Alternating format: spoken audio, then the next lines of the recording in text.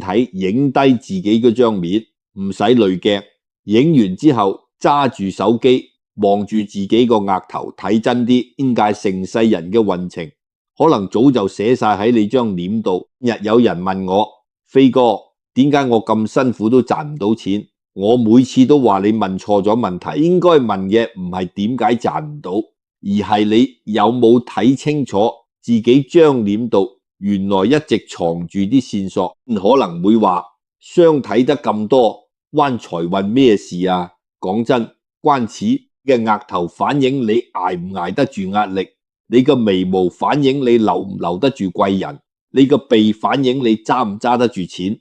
呢幾樣嘢夾埋先至係決定你今年荷包入面有幾多錢嘅真正原因。日講風水玄學唔係教你求神拜佛，係教你睇清楚自己而家可能仲未發現，但呢六面鏡入面總有一面會照中你最近成日諗緊嘅一件事。起點係六個地方，六面鏡，每一面照住你人生唔同嘅一段路。講真，你照鏡照咗幾十年，未必真係識睇自己。應術練假簡尖上五官，你分咗六個位叫做六宮，亦額頭係官祿宮，眉毛係兄弟宮，眼睛叫監察官，鼻係財帛宮，耳係採聽官，口係出納官。我其實講嘅就係你人生六個唔同嘅範疇：事業、人脈、識人、財富、耐性、信譽。我哋逐個嚟講，我哋有冇發現話，原來有啲人額頭一望就開闊光滑，有啲人卻窄窄地，仲有幾條橫紋。咁咪就係你今年錢賺得辛唔辛苦嘅其中一個線索。額頭嘅寬窄高低唔係睇你今世注定有幾高，而係睇你早年行運嘅阻力大定細。而你好多人以為額頭失就一世冇運行，額頭闊就注定大富大貴。但講真，呢個諗法本身就錯咗。我嘅面相多過你食過嘅飯。額頭窄嘅人入面，我見過唔少40歲之後大翻身嘅。額頭闊嘅人，我都見過30幾歲就跌入低谷嘅。原來額頭睇嘅唔係有冇，而係幾時。佢話你知嘅係你邊段路會行得辛苦啲。呢個果生嗰陣都試過捱得幾辛苦。頭幾年朝行晚拆，寫稿寫到天光都係等閒事。嗰陣我都成日問自己，幾時先至捱出頭？發現唔係運嚟得遲，係嗰段捱嘅日子本身就係運嘅一部分。古籍地理五缺有雲顛、龍顛、月月、沙顛、水雷、亂下，無者避而後吉。句本來講嘅係睇地，但放落相術度講得通。額頭就好似屋企前面嗰幅照壁，照壁起得闊闊地，前面嘅氣場先流得順。呢個就係話額頭窄嘅人唔係冇運，係運嚟得遲，嚟得辛苦啲，要捱過先見到。呢度講一個舊時嘅古仔。嗰陣相書記載佢額頭寬闊飽滿，額角更有日月角之上。古時相術將額頭兩側隆起，處稱為日月角，主早年得貴人提拔。14歲入宮已經得唐太宗賞識。呢種未行先得勢嘅命格，同佢額頭開闊嘅相確實對得上。講到呢度，其實我自己都諗咗好耐，我哋唔好將佢嘅一生簡化成額頭靚就一定做皇帝。武則天後來嘅每一步，仲係靠佢自己嘅心計同果斷行出嚟。你條路佢早年行得相對順，唔係話冇額頭就做唔到大事。講講搵個有間老字號綢緞莊，老闆姓黃，街坊都叫佢黃伯。黃伯個額頭窄窄地，年輕時幫人打住份工，捱足10幾年都升唔到職，自己出嚟做生意又蝕過2次本。但黃伯有樣嘢好，佢從來唔信額窄冇運行呢句說話，反而愈捱愈起勁。42歲先至開返間綢緞莊，估唔到一開就開咗30年。啲老來仲成為旺角一帶德高望重嘅商會會長。你話呢個唔係命數轉咗，係黃伯一直冇放棄。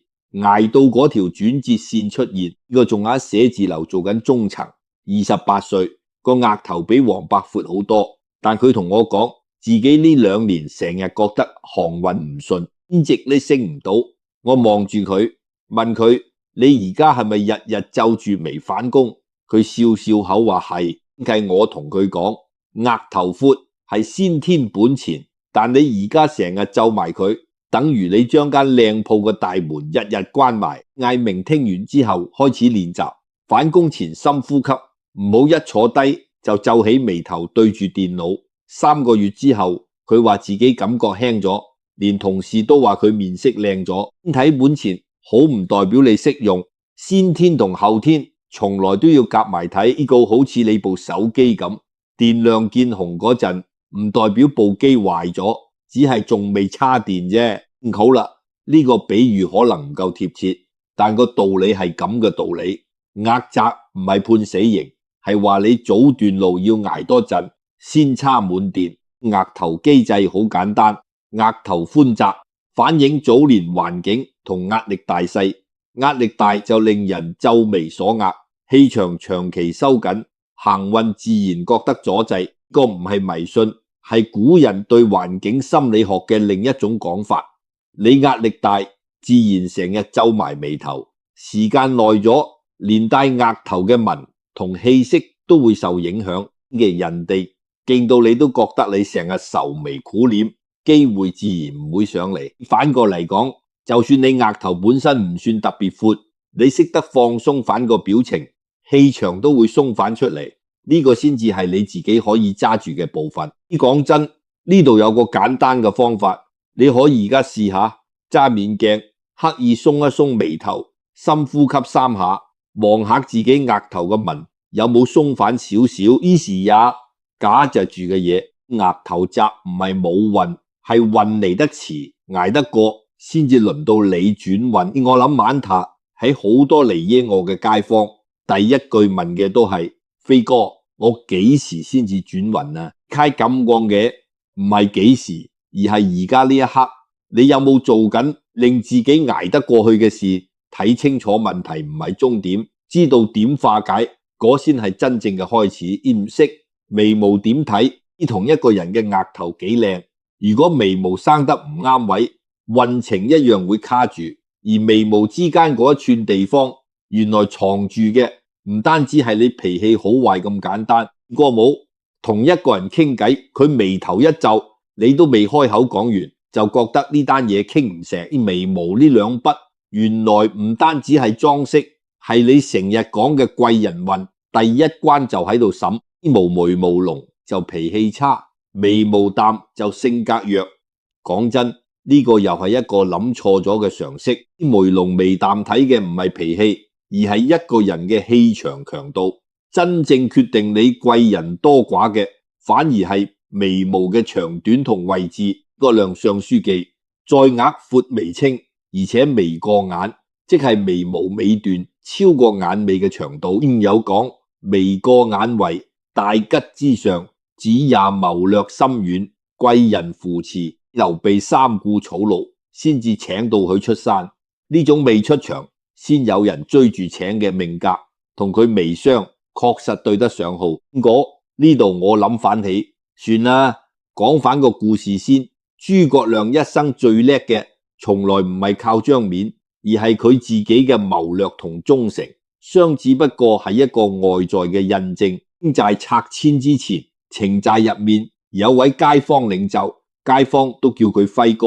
輝哥嗰陣打理緊城寨入面幾條街嘅糾紛調解，街坊有咩唔妥都鬥佢評理。佢個樣最特別嘅地方就係對眉毛又濃又長，眉尾微微向上揚，街坊都話佢未開口已經有威信。靠舉罪調解幾十年，最叻嘅唔係判得啱唔啱，而係佢肯聽雙方講完先出聲。呢種耐性先至係佢眉相背後真正嘅功夫。有若齋坊為咗共用嘅天台爭執，嘈到幾乎打起上嚟，輝哥企出嚟乜都未講，先逐家逐戶坐落嚟聽足成個鐘頭先開口判。跟住嗰個判法，兩邊都心服口服。依清之後，輝哥啲徒弟仲喺旺角一帶做緊街坊調解嘅工作，傳承落嚟嘅唔單止係手勢，仲有嗰份肯聽人講嘢嘅耐性。呢個最深刻嘅一種眉相叫眉鎖印，即係兩條眉毛之間印堂個位置，眉頭幾乎連埋一齊，中間冇晒空隙。柳莊想法有云：印堂宜寬不宜窄，窄則自鬱。意思係印堂窄，志氣容易鬱結，原來相入味，你冇運行，而係提醒你心入面有件事一直冇放低。嗰個客人陳太50歲出頭，做緊中環一間律師樓嘅秘書，30年嚟同3個上司都合作得唔愉快，每次見佢眉頭都鎖到實實地，睇到過咗幾個禮拜，佢都仲諗住嗰單嘢，瞓覺都瞓唔好，應該望貴人問你又係呀，自己揸住啲嘢唔放手，啲貴人想埋你身都埋唔到。佢聽完愣咗一陣，話從來冇人咁同佢講過，現在你見我眉頭鬆返少少，唔係個個問題解決咗，而係佢學識咗有啲嘢講完就由佢過去。但係點講好呢？就好似你部冷氣機咁，濾網塞咗，唔係部機壞咗，只係成日攞唔到冷氣出嚟啫，而且引動鎖住，都係一樣道理，唔係冇運行，係運行唔到出嚟。嘅道理都幾簡單，印堂窄反映內心長期鬱結，表情肌肉長期緊繃，旁人感受到嘅氣場就會覺得呢個人唔易親近，貴人自然卻步。呢個唔係命中注定要孤獨，而係一種可以自己鬆返嘅狀態。第一樣嘅個案，我呢幾十年見過唔少，共通點都係佢哋唔係冇貴人，係貴人嚟到門口望見個緊鎖嘅印堂，自己縮反手。如果你都覺得自己個印堂成日鎖住，不妨試下每晚瞓覺前諗返今日有邊件事仲未放低，講俾自己聽，今日嘅嘢今日完。呢個我現印堂真係會鬆返。梅易眉鎖則福自走，你大概都諗緊自己個印堂係咪都鎖緊？講真，10個有9個都係。但我想講嘅唔係恐嚇你，而係話你知呢件事識反就有得鬆。個眉毛掂唔掂得，仲要睇埋一樣嘢，眼神。呢個帝王一見就要殺頭，唔係因為迷信，而係因為呢種眼神自古以嚟就同一種性格脫唔到關係。你估係邊一種？眼睇嘅係眼大眼細，雙眼皮定單眼皮？講真，差得遠。古人睇眼從來唔睇形狀，睇嘅係動定唔動。呢個冇成日游嚟望嚇你，又望嚇第二度，你心入面會即刻起戒心。你呢種直覺原來同古人嘅識人法係同一條邏輯。講運呢位晚清重臣自己有一套識人口訣，專門用嚟人才同防小人。鑑原文記低咗8句口訣，其中頭一句就係邪正看眼鼻，真假看嘴唇。意思好簡單，一個人正定唔正，第一時間睇佢雙眼。中國疑眼飲神靜若含珠，動若木發嘅係情明到底嘅人，但眼神靜若熒光，動若流水，飄忽閃爍，捉佢唔實嘅。入面講呢種叫尖口而起淫，即係心思過於靈巧，容易行差踏錯。英國凡用呢套方法睇人，湘軍入面好多將領同幕僚都係佢憑住觀人於眼揀翻嚟嘅。口訣都話佢識人嘅準繩，幾十年嚟少有人能及。呢種環以前有間老牌銀行，70年代有位姓賀嘅經理，街坊同事都叫佢賀 Sir。夜年放數審批，傳聞佢有個習慣，審批大額貸款之前一定要同申請人面談，唔單止睇文件，仲要望住對方對眼傾偈。佢退休前同後輩講過一句話：數字可以造假，但你望住人哋對眼傾耐啲，啲嘢自然會現形。點解嘅大額貸款壞賬率出咗名低過同行？呢套土法就係靠住佢幾十年練出嚟嘅識人眼光。現相入面對眼相仲有一句更直白嘅講法：眼露光而神不定者，謂之賊相。歷史上不少帝王身邊嘅領臣，事後翻查相書，確實都有呢種眼神不定嘅特徵記載。講到呢度，我要講清楚少少，相書入面呢種賊相嘅講法，從來唔係話眼神飄嘅人就一定係壞人。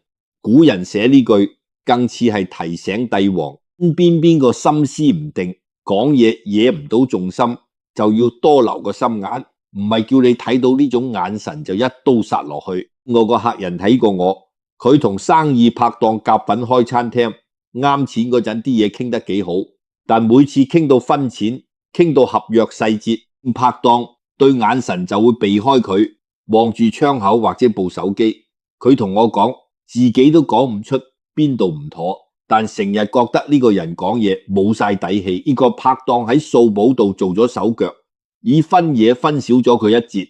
佢問我點解自己當初睇唔出，我話唔係你睇唔出，係你睇出咗，但你唔信自己個直覺。係點講好呢？就好似你部車嘅倒後鏡咁，啲嘢喺度，你睇唔睇佢都喺度，眼神唔會呃人，但好多時唔係眼神呃你，係你自己唔肯信。呢度個道理係眼神反映嘅其實唔係命格，係一個人講嘢嗰刻嘅心理狀態。心虛就避，心定就穩。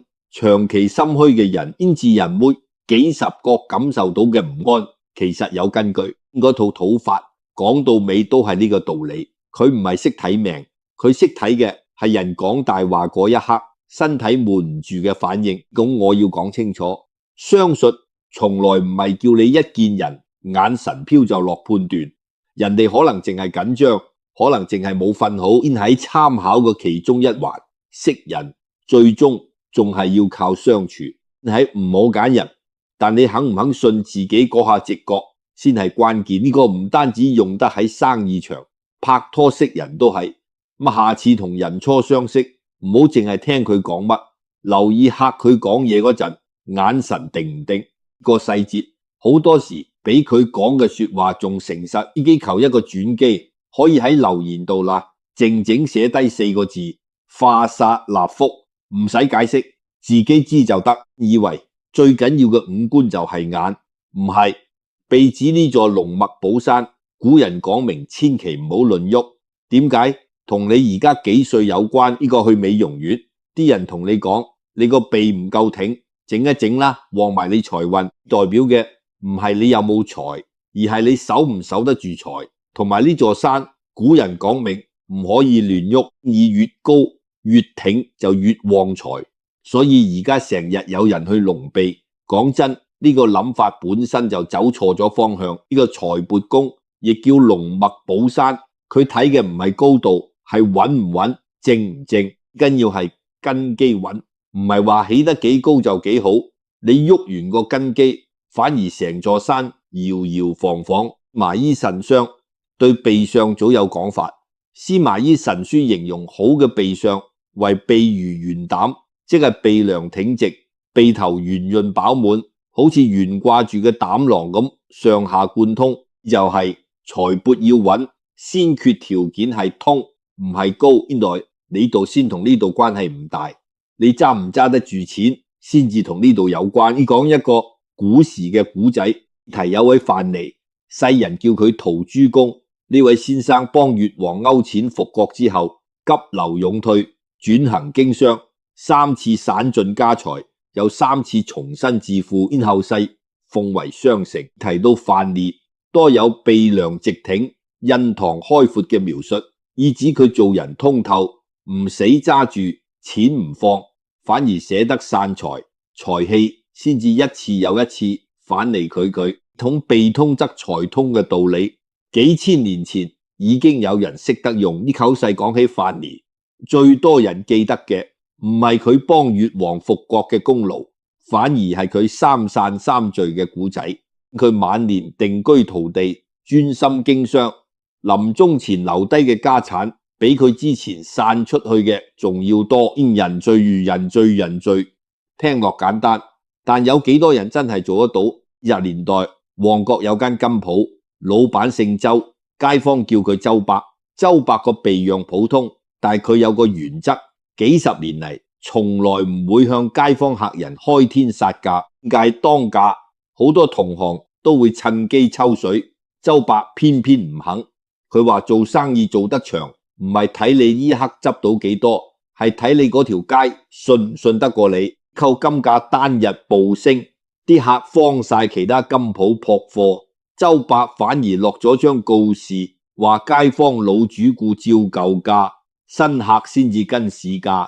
個決定話晒都係蝕咗一筆，但嗰一年之後，周伯間鋪生意反而旺過同行。後嚟金鋪傳到第二代，街坊仍然幫襯，呢種信譽就係周伯一代人留低嘅根基。講旺角有間老字號茶餐廳，老闆叫我強，做咗30幾年，佢個鼻樣冇咩特別，但有樣嘢街坊都話佢叻，逢人嚟到唔理熟客定第一次嚟，佢都唔會收死板嘅價錢，遇着街坊手緊，人話下次先俾都得。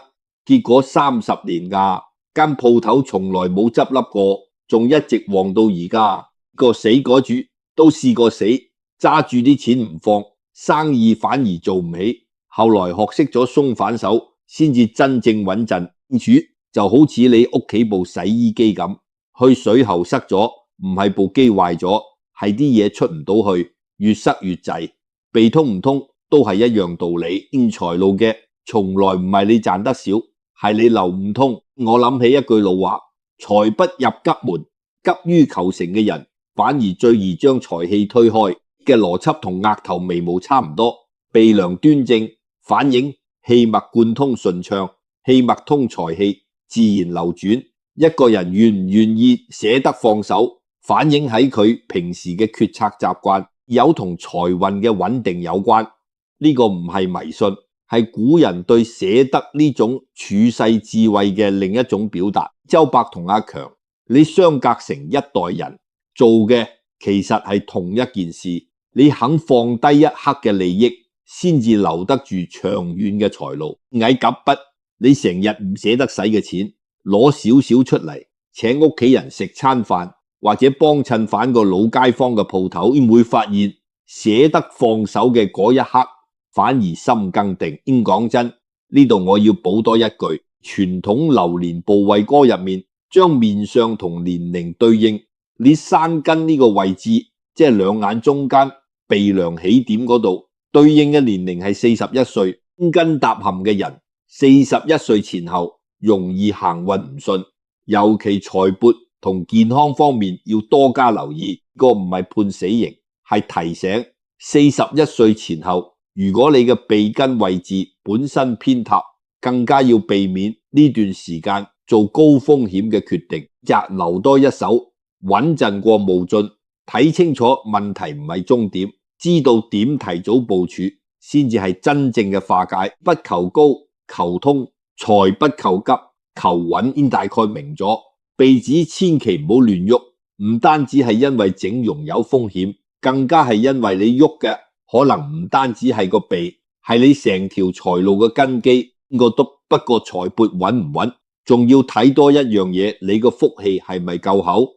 耳朵呢塊先天福田，原來唔單止反映你個人嘅命，仲影住成個時代嘅氣數。佢話呢個細路仔耳兒珠厚，第日有福氣。講真，呢句說話流傳咗幾百年，但好多人以為耳後有福淨係迷信，其實佢背後嘅道理未必你諗嘅咁簡單。呢袋無個人嘅福氣，仲影過住一個時代嘅氣數。呢種講法原來唔係淨係恭維細佬嘅客氣說話。術將耳朵叫做採聽官，聽字唔單止係耳仔聽聲咁簡單，仲指一個人接收外界資訊、消化人情世故嘅能力。柳莊上法有講，耳厚而堅者主財祿豐厚，耳薄而軟者主一生勞碌奔波。耳朵厚薄反映嘅係一個人天生承受力夠唔夠，能唔能夠穩穩地接住生活掟落嚟嘅嘢，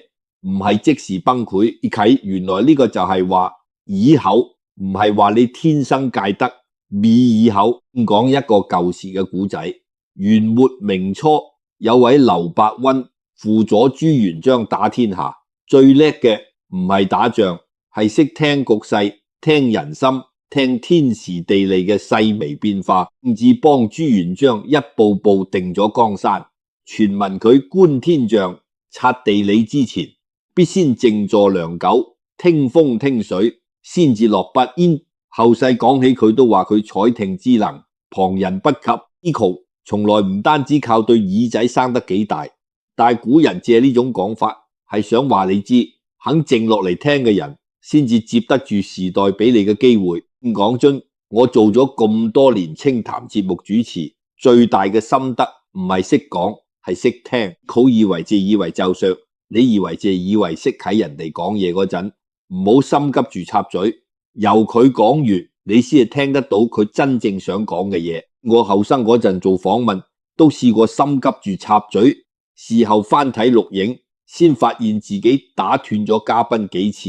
咁多年，先慢慢學識安靜都係一種本事，唔係冇嘢講，係識得留位俾人講。講真，仲有樣嘢更有趣，你有冇發現亂世出嚟嘅人，能雙書記載多數耳薄面尖，太平日子出嚟嘅人相對耳厚面圓。睇返香港呢幾十年嘅相，戰後嗰一代人普遍捱得辛苦，上書形容嗰一代人耳相偏薄，但到咗80、90年代經濟起飛，香港人嘅生活鬆動咗，一代細路嘅耳相確實多咗幾分圓潤飽滿。